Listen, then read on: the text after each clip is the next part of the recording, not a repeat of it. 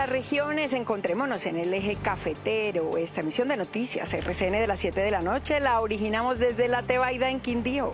Municipio netamente turístico al sur del departamento del Quindío, colinda con el Valle del Cauca, una temperatura espectacular, muy agradable a esta hora, 21 grados centígrados, fincas agroturísticas, hoteles, clubes, espectacular este municipio de La Tebaida.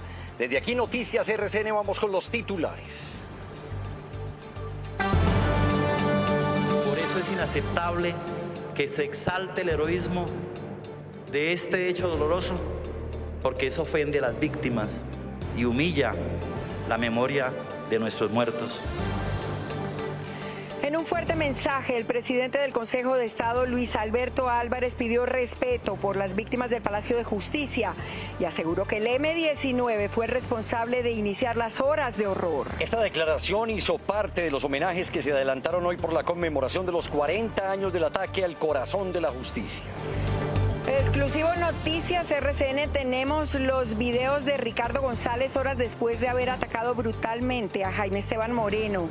Ya la Fiscalía solicitó orden de captura en su contra por homicidio agravado.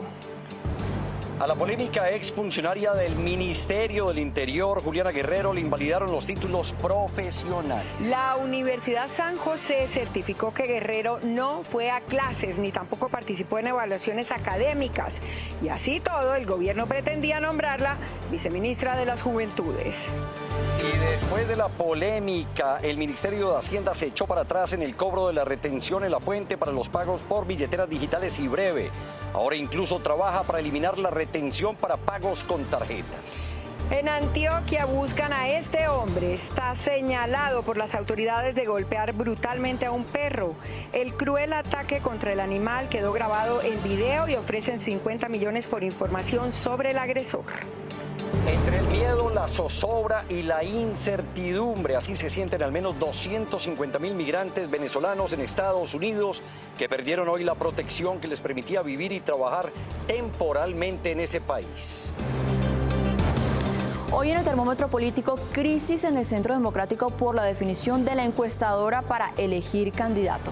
Conocimos una durísima carta de uno de los aspirantes donde se habla de sesgos, vetos y conductas antiéticas. Les tengo más al final de la emisión.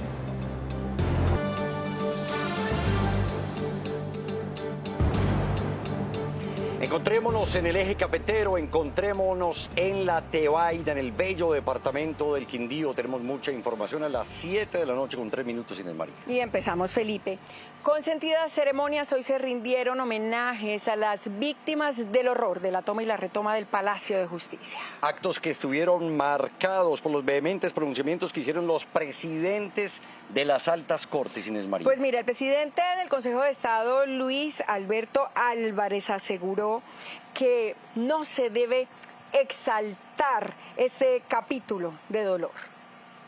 El primer responsable de la toma del Palacio de Justicia fue el movimiento guerrillero M-19, quien perpetró el atentado y a sangre y fuego protagonizó el asalto.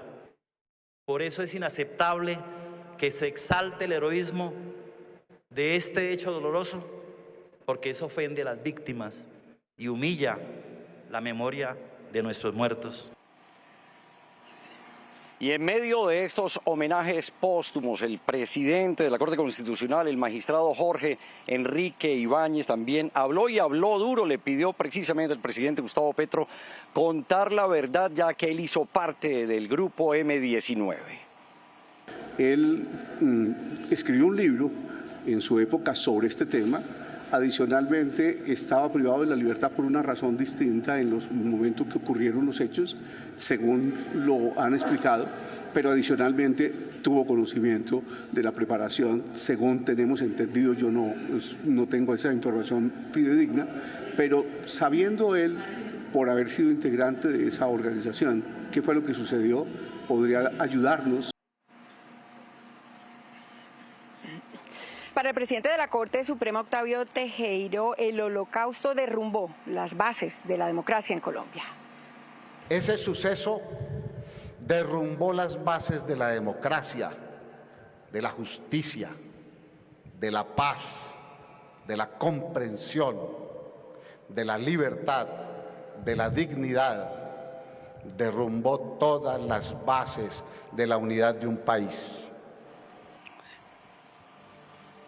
Y una de las imágenes que marcó definitivamente el homenaje a las víctimas fue justo cuando los presidentes de las altas cortes presentaron una ofrenda floral recordando a los 11 magistrados asesinados. Y en un conmovedor acto de respeto, los magistrados hicieron una sentida reverencia frente a la placa en la que están escritos los nombres de las víctimas de este violento hecho.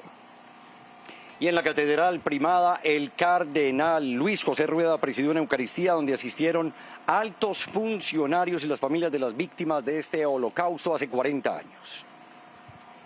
El centro de Bogotá se convirtió este viernes en el epicentro para recordar 40 años después los dolorosos hechos ocurridos el 6 y 7 de noviembre de 1985. A pocos metros de donde ocurrió la tragedia en la Catedral Primada de Colombia, una Eucaristía se rindió por la memoria de las 100 víctimas del palacio. Desafortunadamente hay voces, y voces muy importantes, que dicen mentiras y falsedades. Y al mostrar una realidad distinta, pues le producen un daño muy grande a la historia de Colombia. En el Museo Casa del Florero, lugar al que llevaron a decenas de personas que salían del Holocausto, también se rindieron homenajes. Hablamos con algunas de las víctimas que asistieron a los eventos. Al día de hoy no se sabe, no saben las cortes realmente qué pasó ese día, por qué mataron los magistrados, por qué mataron los auxiliares, por qué los desaparecidos están desaparecidos, dónde están sus cadáveres, qué hicieron con ellos, cómo fue esto, cómo fue ese holocausto que tuvieron que vivir nuestras familias. En la tarde, la Corte Constitucional abrió un espacio a un debate académico sobre el papel de la justicia y las responsabilidades de la tragedia. Mientras que en la Plaza de Bolívar hubo muestras artísticas por parte de familiares de víctimas. Y seguimos Inés María revelando información exclusiva de Noticias RCN sobre el vil asesinato del joven estudiante de la Universidad de los Andes, Jaime Esteban Moreno. Mire, Ricardo González, principal sospechoso en este caso, se fue posteriormente a trabajar como si nada a San Victorino. Habló con un amigo y le dijo pues de las terribles escenas que vivió y estaba notablemente nervioso. Pero esto no es todo, Felipe. Él habla de una tercera mujer que estaría involucrada en los hechos. Escuchen este testimonio que se consiguió a Miguel Cruz. 3 momentos, esta es la cronología de crimen, confesión y escape de Ricardo González, presunto asesino del estudiante Jaime Moreno, conocida por Noticias RCN. Todo empezó con la golpiza a Jaime a las 3:05 am del 31 de octubre, era viernes. Observe la ropa de Ricardo, el de las orejas de conejo, que ahora está prófugo. 6 horas después llega con un esqueleto rojo a San Victorino, centro de Bogotá, y abre el lugar en el que trabajaba, un sitio de comidas rápidas. Durante el día, cuando ya se conocía sobre el trágico desenlace del estudiante universitario, Ricardo sostuvo varias llamadas y habló con varios comerciantes, entre ellos alguien al que le confesó lo que había pasado horas antes. Yo al chino lo vi como asustado un toque, y yo sin embargo le dije, ¿qué le pasó, manito? Me dice, no, manito, sinceramente tuve un problema, manito. Le dije, ¿cómo así, Ricardo? Me dijo, sí, manito, y mire lo que me pasó. Le dije, pues, ¿qué le pasó, manito? Él me mostró todo el codo pelado. Los dedos también estaban pelados. Y le dije, manito, ¿y eso? Me dijo, no, pues eso fue un totazo muy duro que yo me encendí con los manitos porque eran 2. Ricardo, al parecer, ya ideaba un plan. Él le comentó, fue al jefe, pues que se iba a ir porque él se retiraba porque le habían dado un trabajito por allá, por allá donde él vive, que el papá le iba a poner un negocio. Pero pasó otro día, ya era 1 de noviembre y compare, es Ricardo de nuevo en San Victorino, pero esta vez usando la misma ropa del día en que golpeó a Jaime Moreno. Llegó como de costumbre, pasaron las horas, a las 3:15 de la tarde se le ve agitando sus manos, exaltado, mientras habla por celular. A las 3:44 su compañero de trabajo ingresa al puesto de perros calientes. A las 4:06 Ricardo sale de nuevo del sitio a comprar unos tintos en un puesto cercano, regresa, los entrega a su compañero y es exactamente a las 4:14 de la tarde del sábado 1 de noviembre cuando sale para no regresar más. Ricardo confesó que no eran 2 mujeres con las que estaban en el bar, sino 3. Es una gordita de pelito larguito, sí, ahí se ve, a ella se ve que está también ahí. Ella está ahí, ella también se ve que ella está. Es una gordita ya bajita, que tiene las conejas las orejas de conejo. Esa era la novia de Ricardo. El grupo estaría compuesto entonces por Juan Carlos Suárez, las 2 mujeres capturadas en un primer momento y que actualmente están libres, Ricardo y una mujer más, presunta pareja de él. Que se entregue, pues, ¿qué más se puede hacer? ¿Qué puede hacer ahí? Entregarse, porque ¿qué? Las autoridades aún le siguen la pista, los videos son parte fundamental. Y después de mucha polémica, Felipe, hoy confirmaron que Juliana Guerrero nunca asistió a clases ni tampoco realizó evaluaciones académicas, por lo que la Fundación Universitaria San José pues le quitó el título profesional. A esto se suma que nunca presentó la prueba Saber Pro. A pesar de todo esto, el gobierno pretendía nombrarla como viceministra de las Juventudes. Y pese a las denuncias, el presidente Gustavo Petro seguía defendiéndola. Juliana Guerrero ya no es profesional, o al menos así lo confirmó la Universidad San José, luego de invalidar los títulos de Tecnología en Gestión Contable y de Contaduría Pública, tras detectar graves irregularidades en su proceso académico. No evidenció registro alguno de actividad académica, participación en clases ni evaluaciones en la plataforma virtual. La congresista Jennifer Pedraza, quien denunció penalmente a Guerrero, aseguró que este caso demuestra un presunto fraude académico. ¿Cómo fue que obtuvo entonces Juliana Guerrero sus 2 títulos de tecnóloga y de contaduría pública? ¿Habrá habido alguna transacción de por medio, quizás una transferencia por Nequi? Todo esto le corresponderá investigarlo a la Fiscalía. Pedraza insistió que el presidente debe desistir de su nombramiento como viceministra de Juventudes.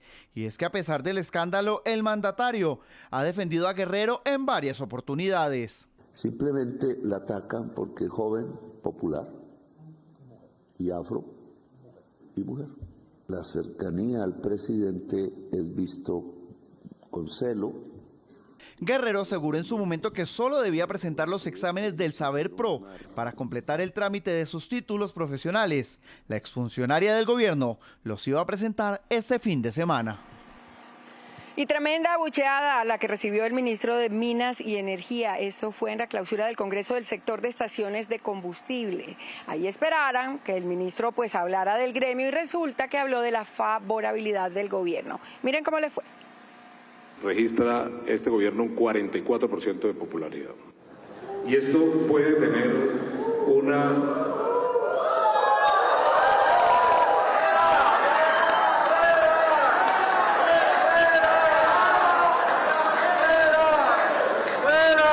reiterando el agradecimiento a la línea de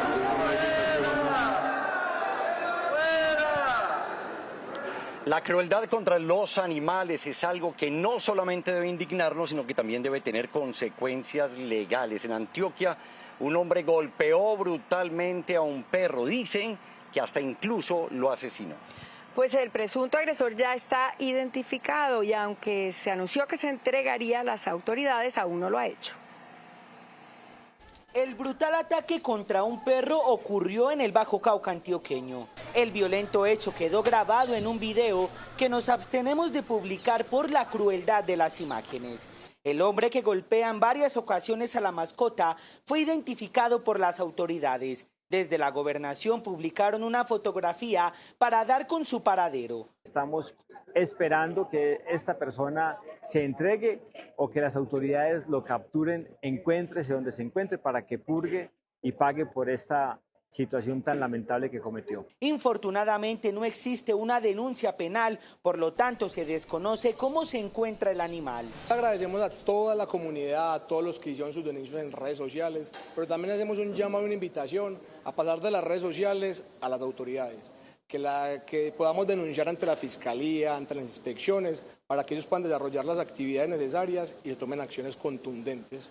El maltrato animal contempla penas en prisión de hasta 5 años y multas que superan los 60 salarios mínimos legales mensuales vigentes.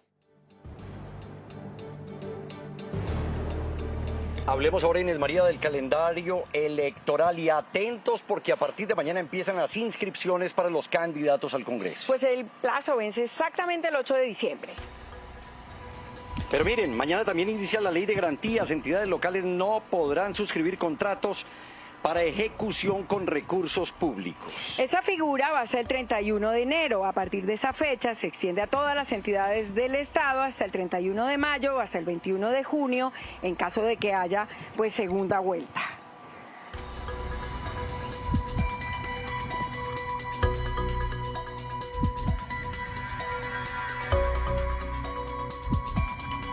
precisamente a menos de 5 horas de que entre en vigor, Inés María, la ley de garantías en el Valle del Cauca, aún tienen la esperanza de un tema bastante sonado, que el gobierno firme precisamente el aval para garantizar el 70% de los recursos para el tren de cercanías, porque eso sí, llevan esperando muchas décadas. Y aunque la gobernación y las alcaldías de Cali y la de Jamundí también pues firmaron un convenio vital donde se asegura el 30% para el tramo inicial del proyecto, nada se puede hacer si desde la presidencia no se da la luz verde.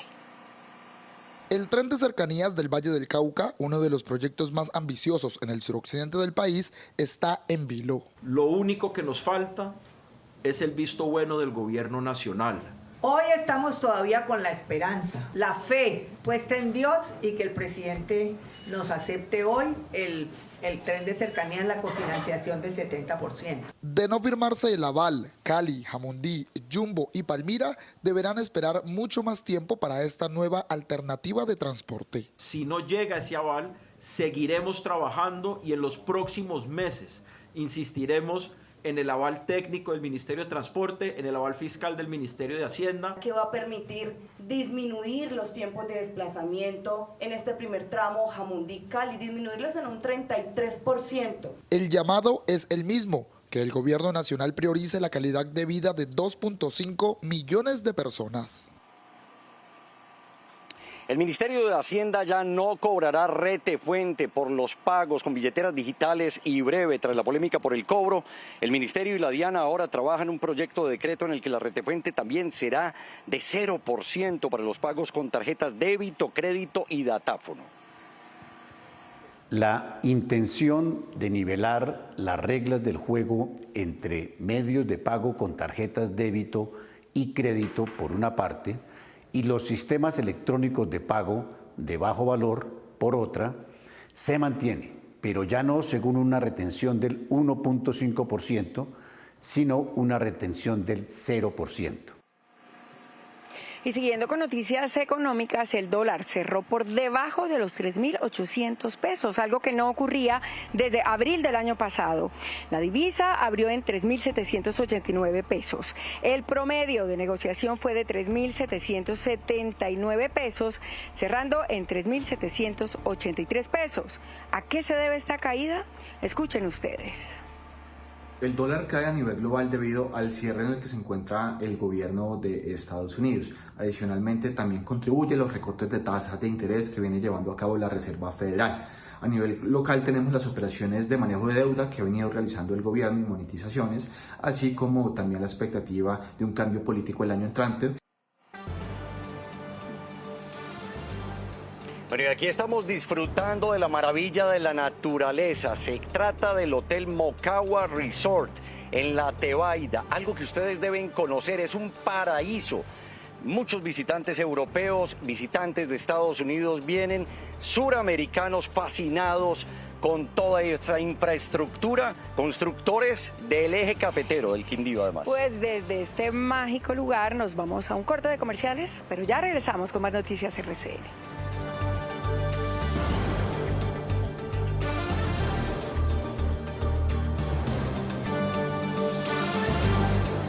Originando esta emisión de Noticias RCN desde La Tebaida en el Quindío.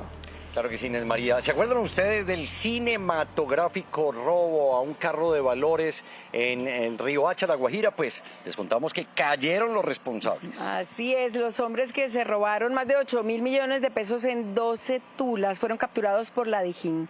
Tenemos los videos de seguridad antes y después del robo. Los guardas de seguridad del aeropuerto Almirante Padilla de Riohacha realizaban sus labores del día, momento preciso para que los delincuentes a bordo de una camioneta blanca irrumpieran a la fuerza rumbo a la pista. Tenían un solo objetivo, llegar hasta el carro de valores y hurtarle los 8.700 millones de pesos que transportaba. Los hombres con fusiles en manos intimidaron y protagonizaron un cinematográfico hurto el pasado 9 de abril. 7 meses después, los lobos, como se hacían llamar, fueron capturados por la DIJÍN de la policía. De ellos tenemos 3 personas capturadas y uno que ya había sido capturado en octubre por unos hechos similares y logramos la imputación de delitos como hurto agravado y calificado, concierto para delinquir y porte y tráfico de armas de fuego. Según las autoridades, los lobos realizaban labores de inteligencia, transportes de valores. Otros eran los encargados de la adquisición y manipulación de armas. Al parecer, utilizaban la santería para protegerse de ser capturados. Según las autoridades, preparaban un nuevo ataque en San Francisco y La Vega, en Cundinamarca. Concierto para delinquir. La DIAN negó que haya iniciado un proceso de embargo a las cuentas de Ecopetrol y de Reficar. Eso sí, anunció que seguirá cobrando el IVA del 19% a las importaciones de combustible. La DIAN aclaró que no inició procesos de embargo en contra de Reficar ni de Ecopetrol. La DIAN informa que no ha decretado medidas cautelares preventivas ni procesos de cobros coactivos a ninguna empresa importadora de combustibles. La Contraloría confirmó que ya le puso la lupa a este proceso. Mientras esté en esta etapa, pues no se puede pasar a una época de embargos, y fuera de eso, en el momento en que se está, también se está pendiente, creo que ya está en conocimiento de una corte y hay que esperar que esa corte en su momento falle. La DIAN advirtió que seguirá cobrando el IVA a las importaciones de combustibles y expertos explican que por estar en zona franca, Reficar no debe pagar ese impuesto. Reficar goza de una legislación especial toda vez que se constituyó como zona franca. Y por serlo, no es sujeto ni del pago de aranceles y mucho menos del IVA. La DIAN está cobrando a Reficar 1.3 billones de pesos. Y el Contralor General anunció que en diciembre estará lista la auditoría de Ecopetrol sobre la posible venta del Permian. Aseguró que por ahora solo existen rumores, que no hay ninguna negociación en firme. Por eso decidimos indagar técnicamente. Lo que debo decirles, la verdad, hasta el momento han sido rumores, pues de existir una intención de venta, esta debe reflejarse en las actas de la Junta Directiva.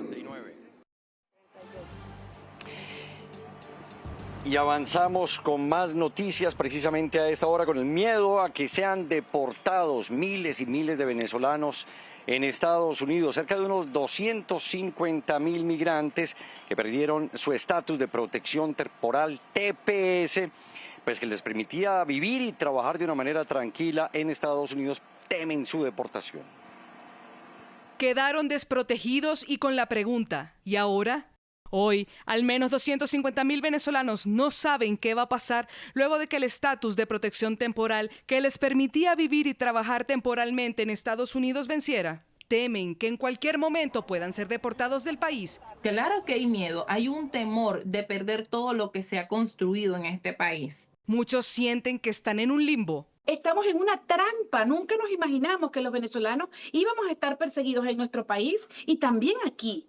La Nobel de Paz y líder opositora venezolana María Corina Machado dijo que pidió a la administración Trump revisar caso por caso. Trabajamos día y noche para alcanzar de las autoridades estadounidenses una revisión del caso y lograr la emisión de un estatus que los proteja. Lo hemos solicitado a la administración y al Congreso estadounidense a través de distintas gestiones permanentes. Estos 250.000 se sumaron a los 350.000 que semanas atrás perdieron el TPS. Es momento de conectarnos con Juan Lozano, director de la FM. Juan. Buenas noches. Tenemos que elegir un buen presidente o presidenta, pero tenemos que elegir también el mejor de los congresos. Si llega un prócer, un prohombre o la mejor de todas las mujeres a la presidencia de la República y el Congreso es malo, no podemos hacer la tarea.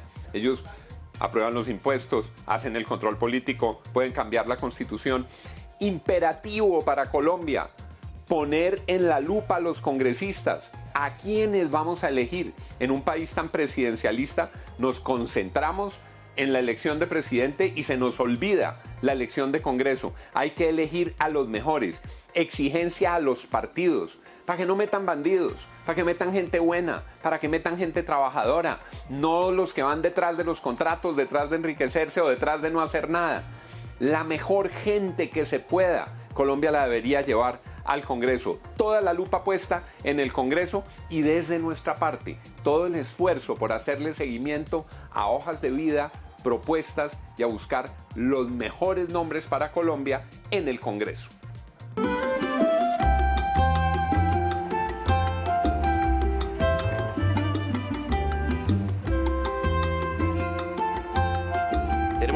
8:49 y nosotros seguimos en este Encontrémonos en el eje cafetero, encontrémonos en la Tebaida Quindío, y desde aquí les hablamos del trabajo duro e incansable para posicionar al departamento del Quindío como un destino competitivo y sobre todo sostenible. Una de las principales apuestas es el fortalecimiento de la formalidad en la prestación de servicios turísticos. Las autoridades promueven el uso de la tarjeta de Registro Nacional de Turismo y la prevención de la explotación sexual de menores, garantizando un turismo legal y responsable. La gente cumpla con todos los requisitos, tanto en los hostales, en todo el sector turístico. Creo que esto es muy importante y así generamos conciencia. Otro avance clave es la creación del Plan de Marketing Turístico del Quindío. Una hoja de ruta a 10 años que define las estrategias para la promoción nacional e internacional del destino. Destacamos el turismo de diversión, de naturaleza y el turismo cultural. Y es en eso en lo que seguimos trabajando, pero que también hemos identificado otro tipo de productos turísticos. Nosotros somos un departamento multiproducto. Entre los resultados más recientes se destaca la nueva ruta de los miradores en Finlandia, que combina los paisajes cafeteros con actividades extremas como canopy y recorridos temáticos alrededor del café.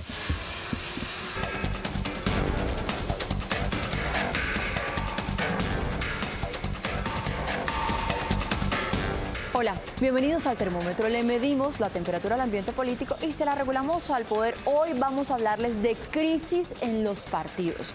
Arranquemos por una que está al rojo vivo, la del Centro Democrático. Estamos a 20 días de que se cumpla el plazo para conocer el candidato único elegido por una encuesta y, ojo, a estas alturas no hay firma encuestadora porque los precandidatos no se han puesto de acuerdo. El miércoles hubo una muy tensa reunión en donde terminaron levantándose de la mesa los compromisarios de cada campaña.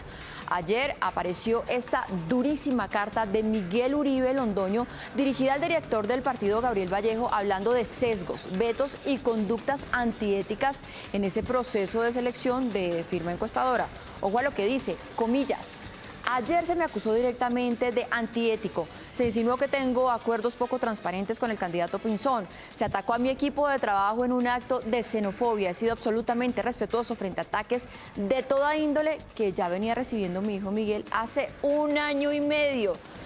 Está muy dura. Al final cierra diciéndole a Vallejo, le exijo que revele al expresidente Álvaro Uribe la totalidad de la grabación de la reunión de anoche.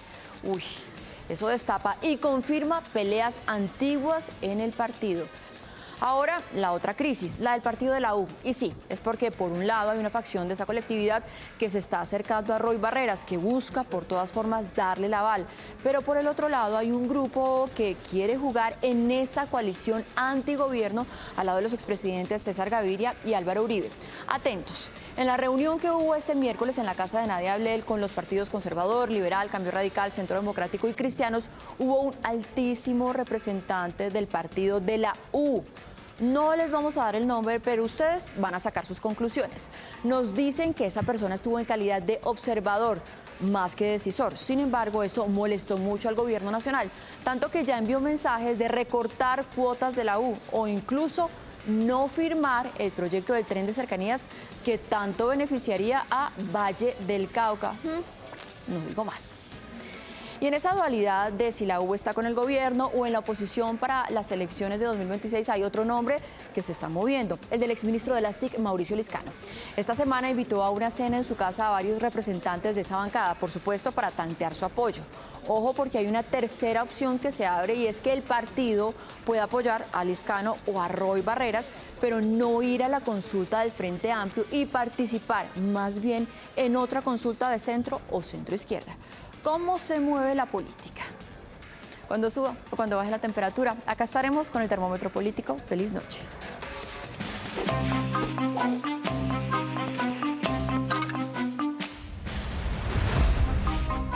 Durante su gobierno, Gustavo Petro se ha gastado casi 8.000 millones de pesos en viajes al exterior. Él cree que está volando alto, pero en realidad está perdido entre las nubes.